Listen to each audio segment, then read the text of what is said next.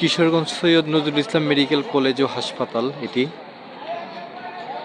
খুব গুরুত্বপূর্ণ একটি হাসপাতাল।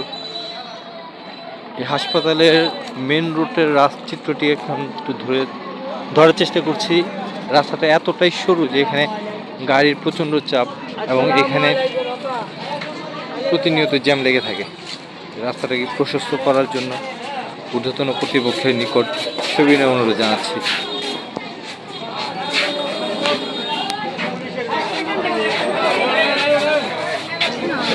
চাপেন